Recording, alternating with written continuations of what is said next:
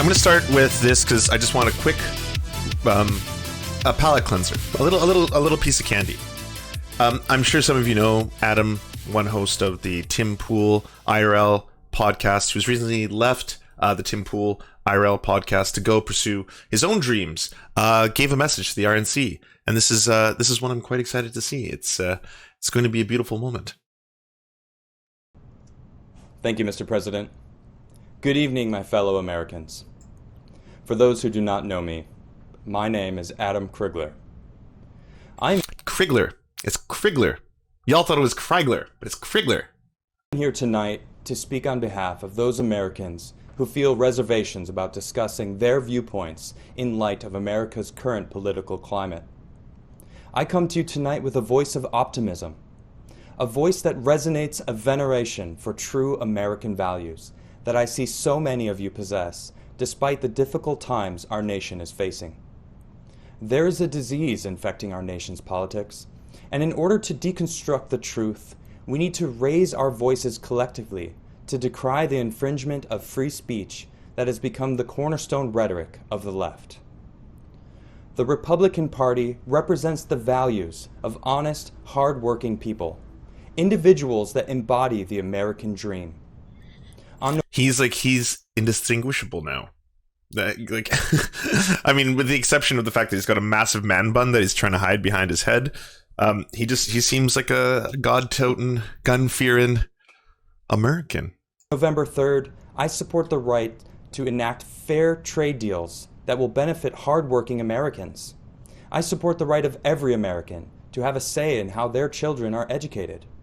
I support the right of every American to have access to affordable prescription drug prices. Wait, what? To have a say in how their children are educated? Well, that's kind of the problem. I mean, if you happen to live in a black family and you live in a low-income housing neighborhood, oh, nice. then over and over and over, you're going to have poor school systems. Affordable prescription drug prices. I support the right of every American to feel protected in their home without squandering the lives of brave women and men domestically or overseas in desultory wars.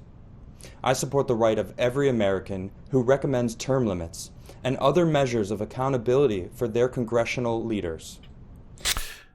I'm getting mixed messages here. Like, either some of the things he doesn't care about, or he thinks that they're just going to be a bonus, like just an upgrade that comes along with it, like +1, like, ooh, neat. But some of the other things seem to be in direct contrast to what Donald Trump is asking for, like term limits. I don't think Trump wants those. I support the right of every American to voice their opinion and to know that that opinion has value in the constructive dialogue of this nation. On November 3rd, I support the right. Thank you. The right what? The right to what? Adam, are you going to really leave it? Is this like a Marvel ending? Oh no. Oh no. Yeah, it's the right wing. It's the right wing. He supports the right. The far right. That was really boring. I was assuming there would be at least, like, what did you make this for, Adam? I don't fully understand. March on Washington. Karl Marx deep dive?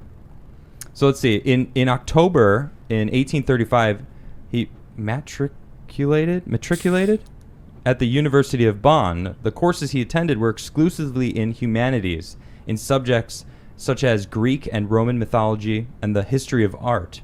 He participated in customary student activities, fought a duel, and spent a day in jail for being drunk and disorderly. This is true. He actually got in a duel with... Do you have information about this? Yeah, well, that's where he has a scar above his eye. Yeah. That's where that comes from. Yes. And he started like a university club, and there was other clubs that had opposing views. And so they would often just, argue and get drunk and like have fights. Yeah. And then one of those fights led to an actual duel with swords where Carl got, hit above his eye and he died.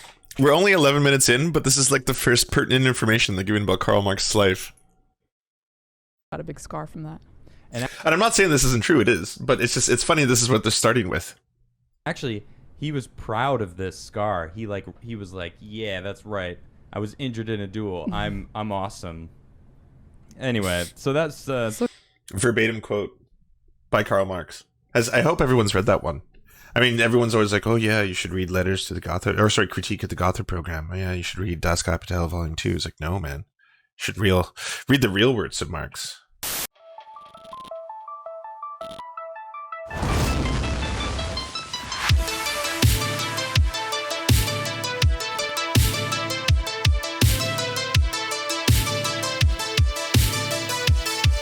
To our God, I'm Wrath.